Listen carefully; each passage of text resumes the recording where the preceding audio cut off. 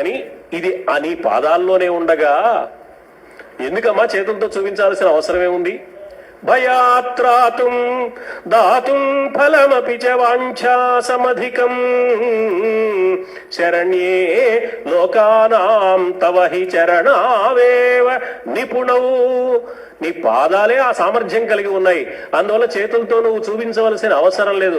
నీ పాదాలను ఆశ్రయిస్తే వాటంతటా అవే వరాలు వస్తాయి, వాటంతటా అవే భయాలు పోతాయి. భయాలు పోవడానికి, జయాలు కలగడానికి నీ పాదాలు చాలమ్మా. కావలసిన వరాలు అనుగ్రహిస్తావు నువ్వు. నీ పాదాలను నమ్మాలి, పూజిస్తే చాలదు, నమ్మి పూజించాలి. రెండు కుదరవండి అంటే పూజించడం మానేసిన పర్వాలేదు, కానీ నమ్మడం మానేస్తే ప్రయోజనం లేదు. నమ్మిన తర్వాత పూజిస్తే పూజించు, లేకపోతే లేదు. నమ్మకుండా ఎంత పూజ చేసినా ప్రయోజనం లేదు. పూల కొట్టువాడు బాగుపడతాడు, నువ్వు ఎప్పుడు బాగుపడతావు? పూలు తీసుకొచ్చి పూజ చేస్తే పూల కొట్టువాడు బాగుపడతాడు. నువ్వు బాగుపడాలంటే నమ్మాలి, నమ్మి పెట్టు ఆ పూలేవో. నమ్మకం లేకుండా చేసే పూజ వల్ల ప్రయోజనం లేదు. దైవము సర్వశక్తి సంపన్నుడు, నా మీద పరిపూర్ణమైన కరుణ కలిగిన వాడు, నాకు ఎప్పుడు ఏం చేయాలో దైవానికి తెలుసు అన్న నమ్మకం కలిగిన వాడి పూజ మాత్రమే దైవానికి చెందుతుంది.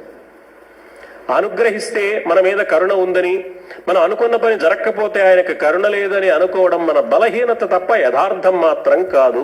ఓ 2 సార్లు దైవాన్ని నమ్మాం, పని జరిగింది, ఓసారి జరగలేదు. జరగనంత మాత్రాన దైవానికి మన మీద కరుణ లేదనో, అసలు దైవానికి శక్తే లేదనో అనుకోవడం పొరపాటు. మీరు సమస్యలతో బాధపడతారు. మీ ఇంటి పక్కనున్న గుడికి వెళ్తే లాభం లేదండి, ఫలానా పుణ్యక్షేత్రంలో ఉన్న శివుడికి అభిషేకం చేయండి, ఆయన మహిమగల దేవుడు అంటాడు ఒకడు. ఎంత వెర్రితనం! మహిమగల దేవుడు ఒకడు, మహిమలేని దేవుడు ఇంకోడు ఉంటాడా?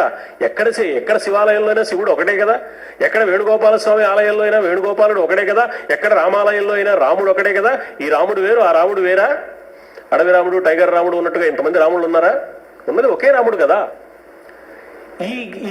ఇది మనకి ఒక అజ్ఞానం అన్నమాట. ఇక్కడ కాదు అక్కడ. ఇది గమనించే ప్రపంచంలో ఈ అజ్ఞానం పుష్కలంగా వ్యాపించింది సమాజంలో అని గమనించి ఆయన స్థాన బలిమి కాని తన బలిమి కాదయా.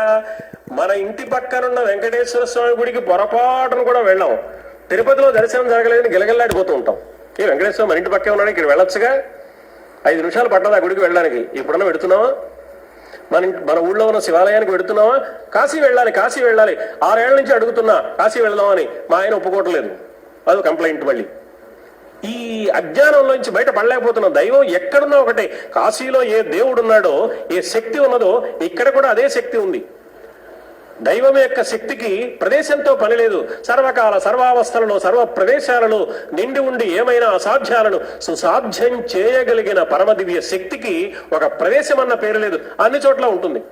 అయితే కొన్ని ప్రదేశాలలో ఆ యంత్ర మహిమ వల్ల, ఆ ప్రతిష్ఠ చేసిన వారి ప్రత్యేకత వల్ల, మంత్రశక్తి వల్ల, వారి కరుణ వల్ల, వారి హృదయంలో ఉన్న పవిత్రత వల్ల మరింత తొందరగా అక్కడ కరుణిస్తే కరుణించవచ్చునేమో, కానీ మనలో మార్పు రానంత వరకు ఎక్కడా కరుణ దొరకదు.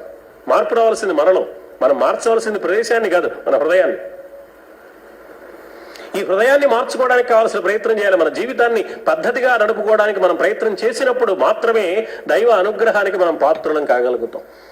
ఈ భావాన్ని మనసులో పెట్టుకుని, అమ్మా నీ పాదాలు చాలమ్మా వరాలు ఇవ్వడానికి, భయాన్ని పోగొట్టడానికి. చేతులతో అభినయం చేయవలసిన అవసరం నీకేమున్నది తల్లి అన్నాడు ఆయన. ఆ తర్వాత